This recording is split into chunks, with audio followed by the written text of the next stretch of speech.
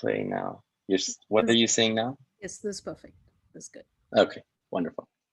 Okay, so yeah, thank you for the invitation. I'm Amir, and I've had the pleasure of working with a number of very excellent colleagues that have helped me put some of my crazy ideas together and present them in a way that an audience would like to read, including Julius, Gilles, Bernard, and Isabel. And a number of other authors have inspired this line of research over the past 2 years, I want to say. So let's do a brief review of, very, very brief, of these 3 papers. I know only the first one was on the syllabus, and so I'm not going to overwhelm you with too much detail. I just want to give you a brief historical review and some intuition for maybe if you'd like to continue in this regard. So Martin talked about Bob. I'm going to talk about Edward. He's the guy I like to choose for this example.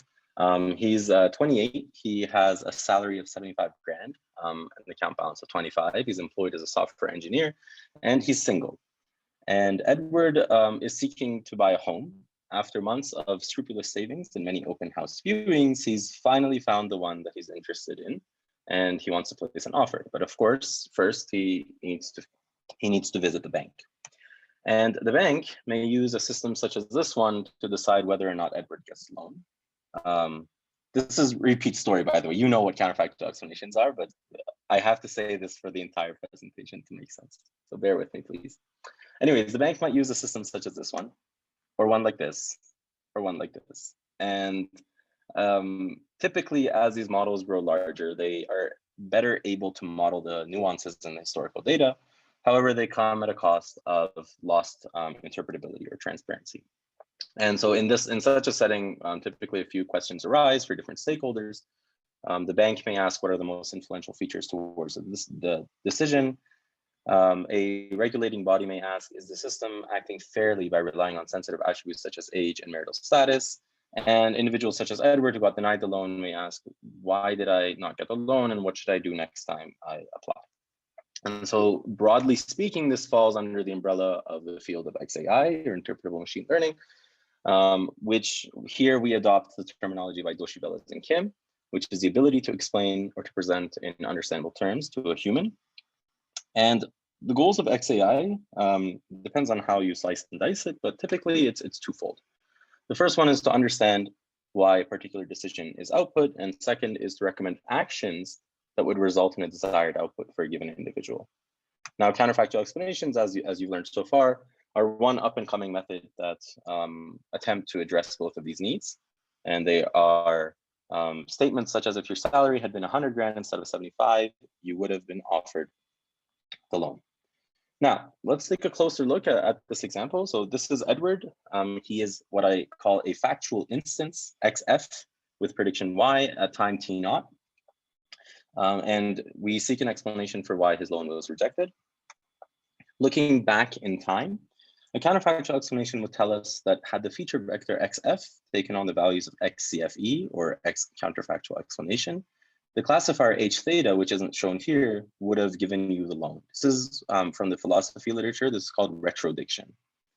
Now, looking forward in time, if the world is stationary, and the classifier H theta again doesn't change, at time T0 plus T, the feature vectors having taken value XCFE would also result in the desired output of 1 minus Y, the desired prediction. And this is also called prediction.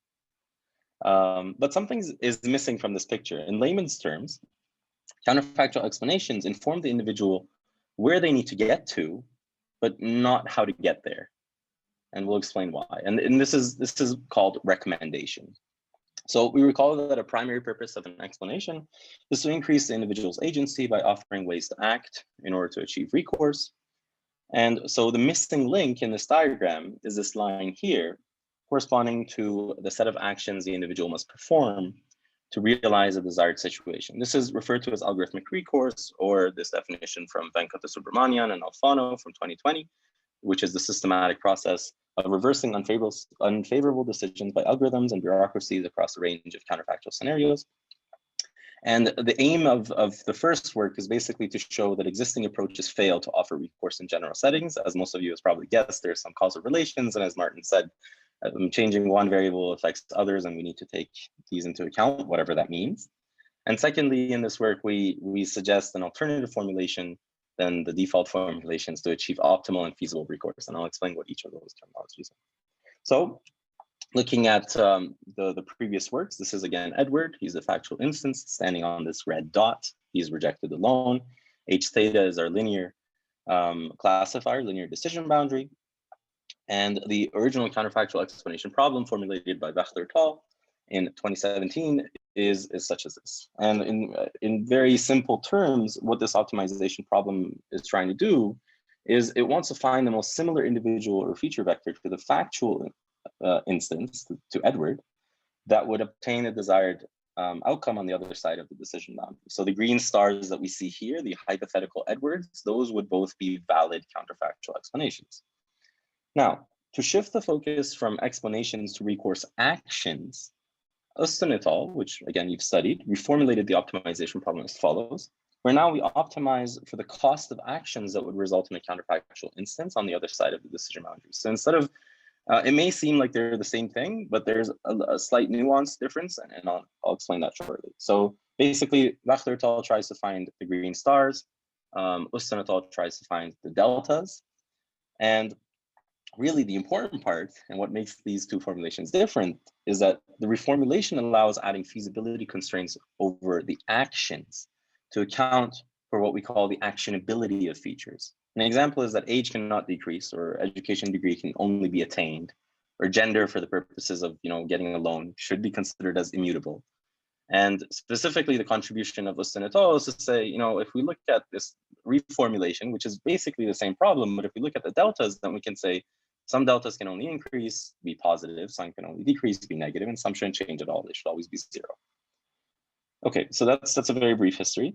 Now, the question that we ask is, do counterfactual-based recourse actions, so basically these deltas or delta stars that we have, the counterfactual-based recourse actions obtained from existing methods, do they translate to optimal and feasible real-world actions for recourse? And the main argument is that we can't answer this question without considering the world in which the actions will be performed. And the intuition is that features do not need to be independent in the real world. And in fact, in general, they aren't. Features such as education level or salary and savings are typically not invariant to changes in one another, like the example that Martin gave about tenure and salary. They do have some relation, whether it's correlative or causal or whatever you want to consider. And what we propose is that these relations can be modeled and captured using a SCM, or a structural causal model. And I'll very briefly review that as well. So to reason formally about actions and their consequences, we briefly review the preliminaries of causal inference.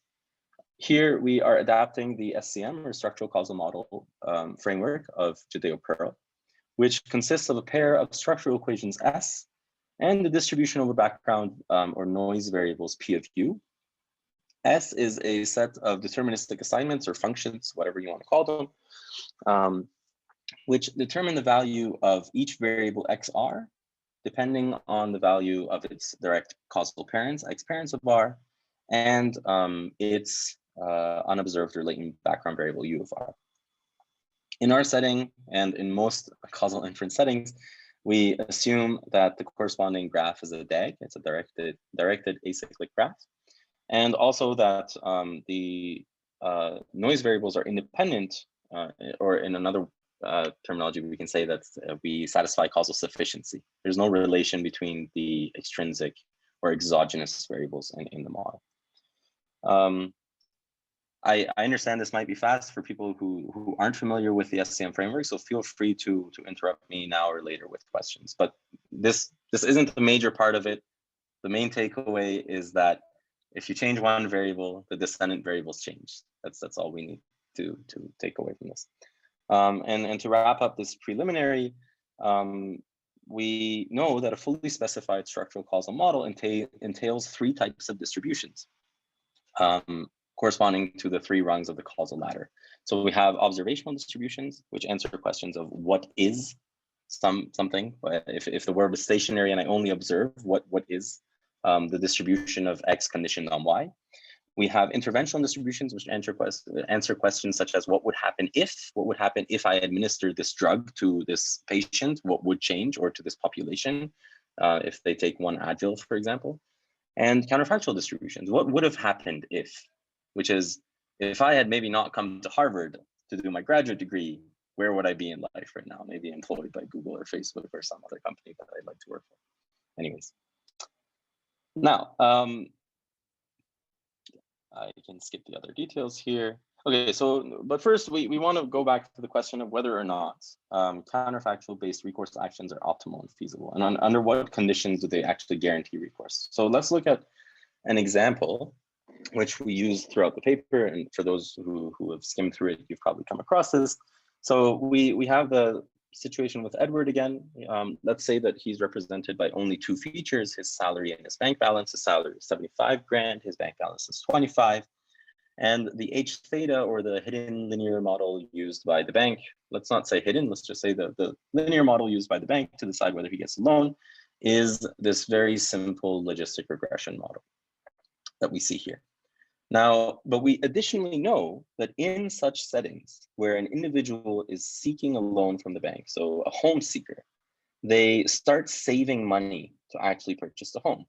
And so in this case, we assume that the SCM governing the world has this relation where 30% of the salary goes towards savings after a certain duration of time has passed, after, let's say, 1 year has passed.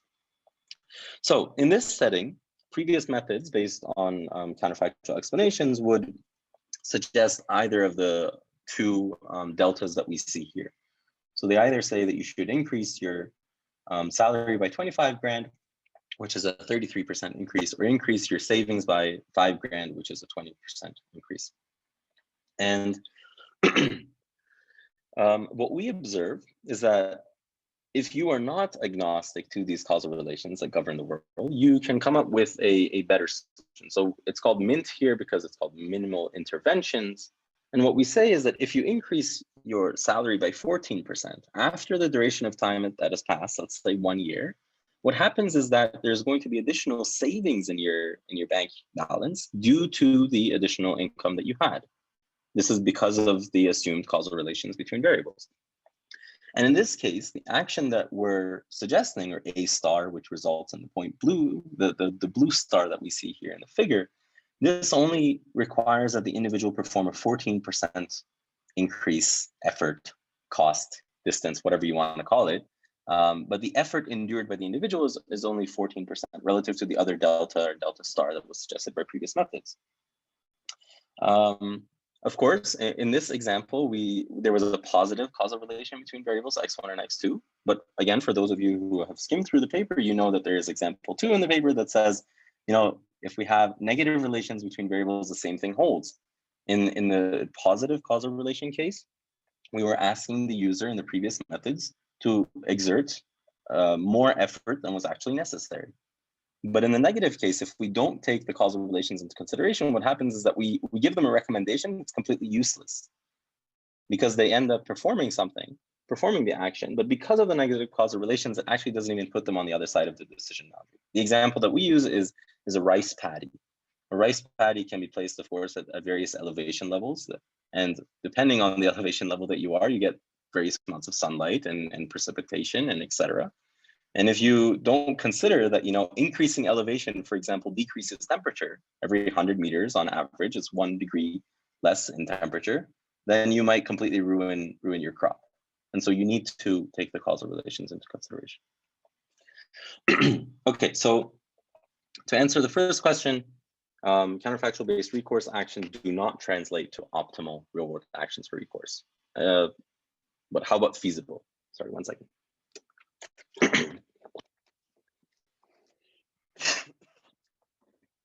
Okay. So to answer whether an action is feasible or not, we need to first ask, what does it actually mean to perform an action? In the structural causal model framework, there is an operation called a do intervention. And so we simply map the action that the user needs to perform to this do intervention. So we say that the counterfactual explanation-based action is a do intervention on all the variables xi, where the index I is part of this intervention set big I. And we simply say that, take the delta star I that you got from previous methods and just shift your variable by that amount. But there's a catch. The set I, how do you select that? Do you intervene on all the features, or do you only intervene on the features that have their delta star I that are non-zero? I'm going to pause here for just a second in case there are questions, or maybe you want to think about this. I see there's two things in the chat that I missed. There's also a question, Amir, that Soundarya is asking. Soundarya, do you want to ask your question? Yeah, so my question was, if we perturb the counterfactual in the, if we perturb the input in the latent space and then decode it back. So my assumption is that the data manifold contains some encoding of these correlations between variables, right? Changing x1 changes x2. So I was wondering if we generate counterfactuals from that method, then we don't need a causal graph.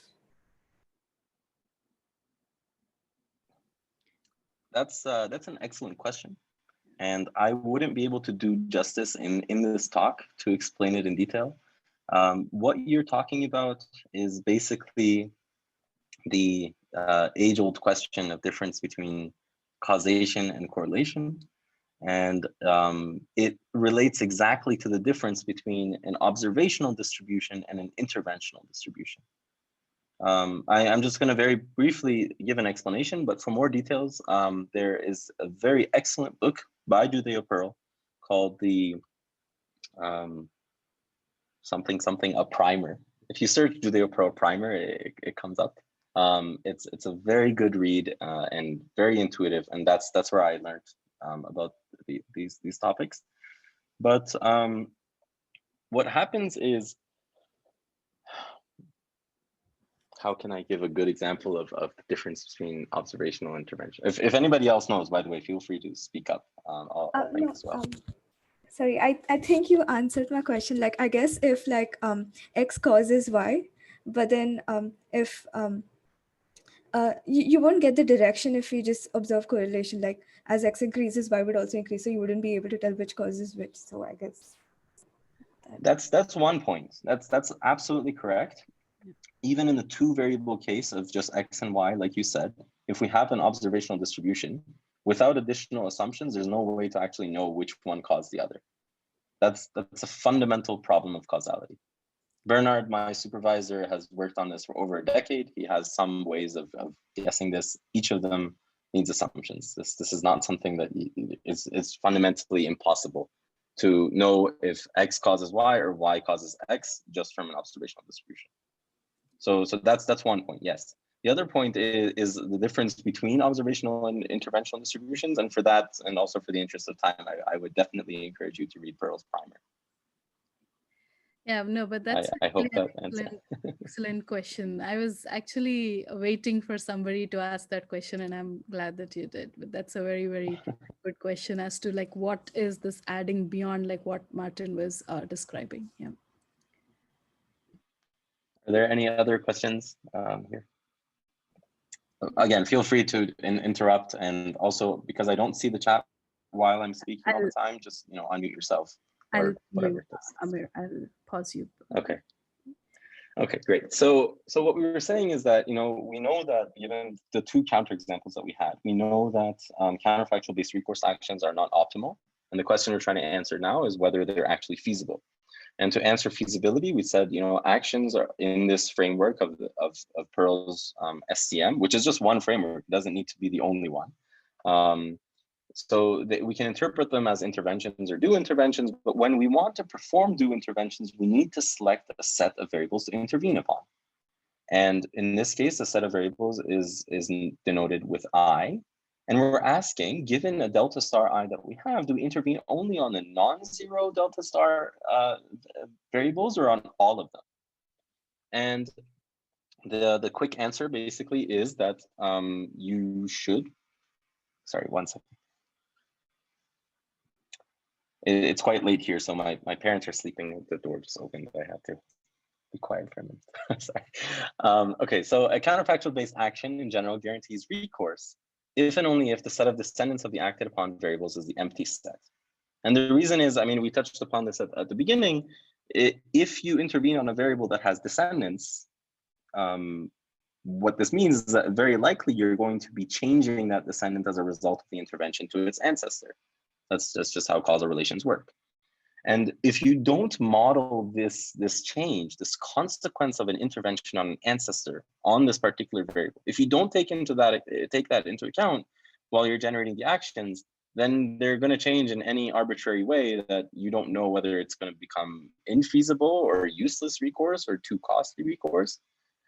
And so again, the second part of the question is that yes, counterfactual-based recourse actions not only are not optimal, but they're also not feasible. But what do we do? So far, all we've done is just tear down the existing literature and not given any solution. So if this is Hossein et al., and by the way, Burke and I are great friends. I don't want to bash on him. His work has been a major inspiration for everything that I've done in my PhD. But what we propose with the MINT framework is a slight modification, which I highlight here. We're doing the same optimization problem. The costs are assumed to be the same. The H status are the same. Plausibility and feasibility constraints are the same. But we're saying that in order to identify this counterfactual instance XCFE, if previous works said that we want to find the minimum shift in the features, here we're saying we want to find the minimal cost intervention that based on the rules of Pearl's counterfactuals that has 3 steps. Again, you can read in this book, the abduction, action, prediction steps.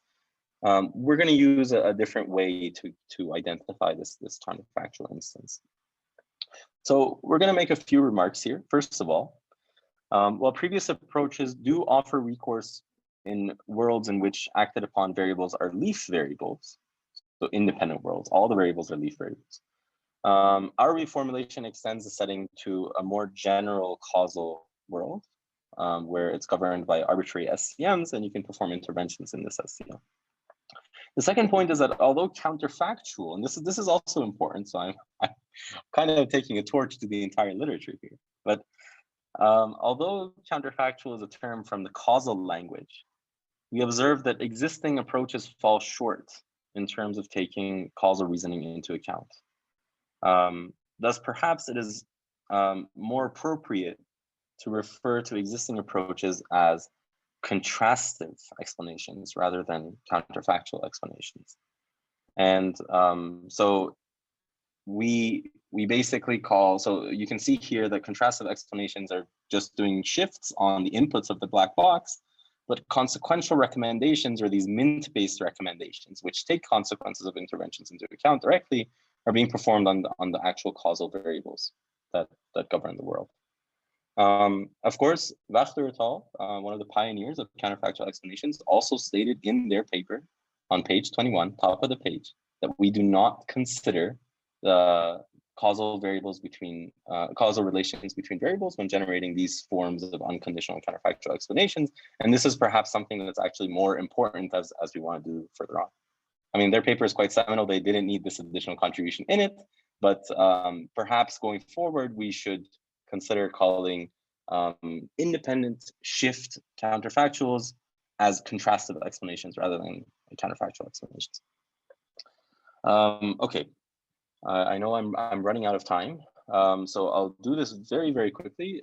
Section 5 of the paper that, again, feel free to skip or to skim or do whatever. In the causal framework of Pearl, typically interventions are considered as structural interventions, where each intervention proceeds by unconditionally severing all the edges that are incoming upon or incident upon the intervened upon node, and they fix the post-manipulation distribution of a single variable to one deterministic value. In a sense, this is the simplest type of causal intervention that can be performed. And while intuitively appealing and powerful, structural interventions are in many ways the simplest types of interventions. And as suggested by authors before us, their simplicity comes at a price, foregoing the possibility of many situations realistically. And so in section 5, we basically talk about alternative forms of causal interventions, both the form, feasibility, and scope, also talking about examples of structural interventions and additive interventions. Maybe to very briefly just give one example here. In the case of administering a certain drug in a hospital to a patient, for example, you have a diabetic patient and you want to administer insulin. Insulin is an additive type of intervention because you can't basically cancel out the regulatory processes that are working already inside the body. You can only add to it and have the system come to a new equilibrium in a sense. So a structural intervention wouldn't work. A structural intervention you can do if you want to basically basically cut off someone's leg, for example, if there's no hope. That's a structural intervention, but in some cases you can't perform one or the other. So you need to be able to allow for both. So conclusions for this side, we studied the problem of algorithmic recourse, focusing on consequential actions rather than explanations. We showed that through examples and in theory that recourse is not guaranteed in general using counterfactual based actions. We argued to reformulate the optimization problem from finding nearest counterfactuals to finding minimal interventions that not only account for the actions themselves, but also the consequences of those actions, which together lead to more optimal and less costly recourse for the individual. And finally, we provide an extensive discussion on the various aspects of real-world actions as interventions. Now, I'm past the time that was allowed to me, so I'm going to ask Hima how much we can go over, or we should just stop here and so I think you can go over for like a few more minutes, so maybe like about 5 to 6 more minutes you can go over. Let me quickly scan for any questions. So at this point, does anyone have any questions? Feel free to raise your hands or unmute and ask. Okay, I think there are no questions so far. So yeah, you can continue for another 5 minutes. Okay, either I've confused everyone or everything was very clear. So I hope it's not the first. So I got a question. Yeah. Say you were to misspecify the causal graph. I mean, there are like many ways one could go about misspecifying the causal graph vis-a-vis the true causal graph, right? Have you already considered like approaches that would sort of robustify, this kind of framework? Offer recourse in under uncertain assumptions. Say under uncertainty over, I don't know, a graph distribution. Yeah, of course. So this is an excellent question and also an excellent segue, because the next work that I wanted to talk about is what happens if we don't have all the assumptions. And so we also talk about this quite, I want to say honestly, because the reviewers asked us to, but also because this is a major problem in this work, that there is a strong assumption that you need to have the entirety of the SCM, the structural causal model, including structural equations, including causal graph, and including distribution over noise variables, to actually be able to offer recourse in this framework. And this is unrealistic in itself. Even though we say that previous methods don't work, and we do propose a solution, MINT alone does not offer recourse in realistic settings. So the next paper that, and I'm going to skip over some of this theory. Before I show the animations here to give some intuition, I want to remind that an SCM exists on multiple levels. You can have the structural equations at the highest level. This requires the most number of assumptions and the place where most things can go wrong, as Martin is saying, if you're not sure about some parts of the structural equations. But you can maybe reduce some of your assumptions and only look at the causal graph. You can be wrong there as well, but there typically it's assumed that you have some expert knowledge of what causes what. That could also fail, but it's more common to assume that. So in the second work, which is at NeurIPS of last year, we say that if we only have the graph and we can't actually access the structural equations, we propose two approaches. The first one is to say, you can make different assumptions with shear mean M1, M2, and M3 about the structural equations that govern the world. And this kind of gives you a distribution over the structural equations. And as a result, it would give you a distribution over the result of the action A that's performed. Distribution is shown by this cloud here. In this particular case, we use a GP regression to model the structural equations, and we need to assume further that it's an additive noise model. But if you want to get rid of this assumption altogether, then we have what we call a subpopulation-based recourse approach. And note the difference where on the left, Edward is standing on a red dot, but on the right, Edward is standing on a red cloud. And this no longer is a individual-based recourse approach. It looks at individuals that are similar to Edward, for example, engineers that are also 28 years old, and it tries to offer recourse for them. And of course, as the population grows for people similar to Edward, so does the uncertainty about where Edward would lie under some form of action that he performs. There's a lot of details that there's just not enough time to go to. As an overview of all the methods that we proposed, we have deterministic recourse, deterministic causal recourse, and probabilistic causal recourse. And we here, I think Hima is going to share the slides afterwards, so feel free to look at this and ask questions over email if there are any. And all the assumptions are listed, all the methods, and as well these little animations of Edward.